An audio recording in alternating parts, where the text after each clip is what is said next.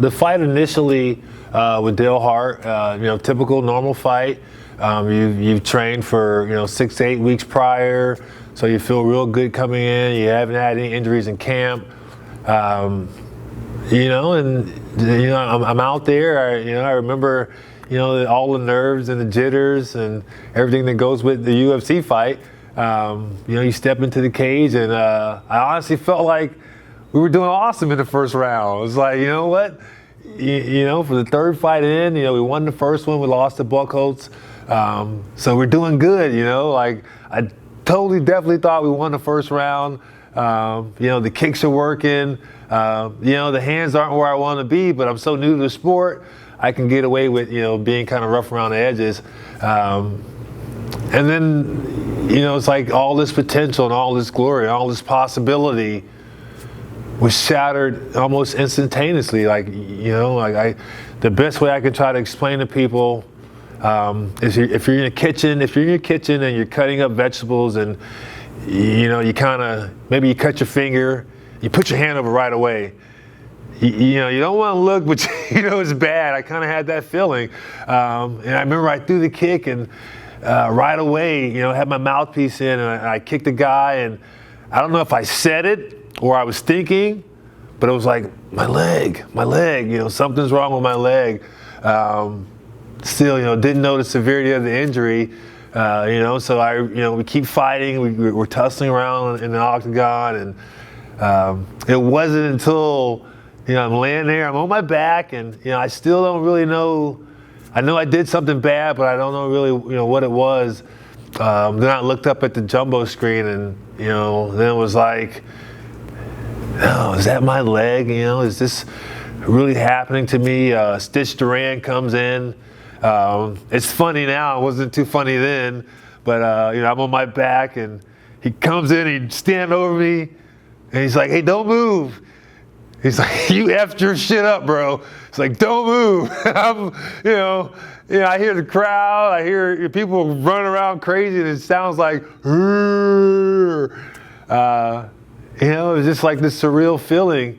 So it's like I go right directly to the emergency room, have the surgery, and the next day was, when a horrible, the horrible outcome kind of actually set into what had happened.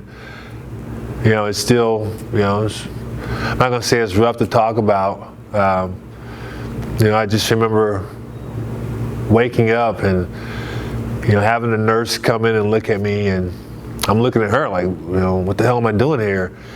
And she's looking at me like, you don't know what happened, do you? You don't know?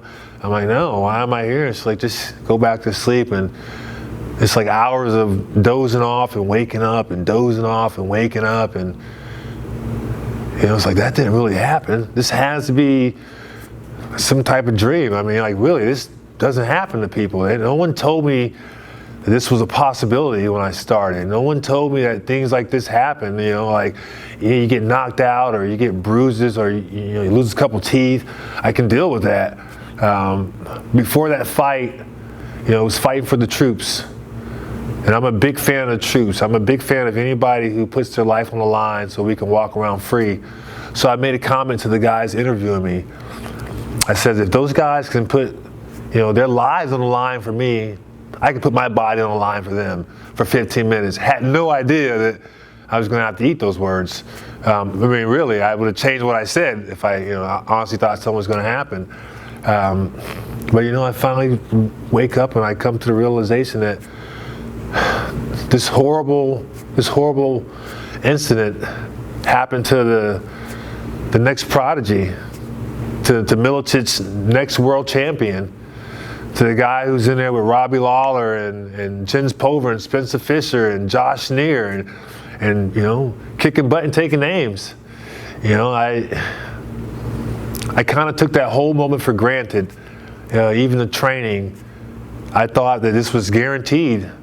It's like we were counting how many months it was going to take to be a world champion in the UFC.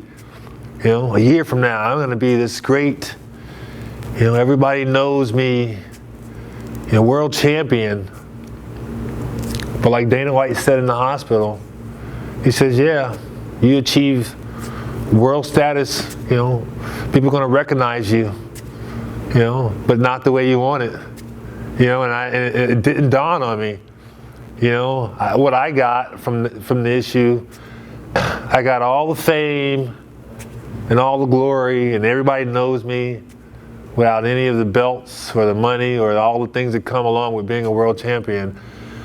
And it was hard. It's still hard. I've learned to talk about that memory. Why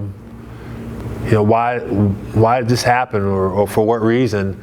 And for so long, I dug this hole and I jumped in, and it's just like, this is where I'm going to lie at. I don't want to get out. I don't want to face, the world, people. I was scared. I was nervous. And the whole time I'm wondering, why this happened to me?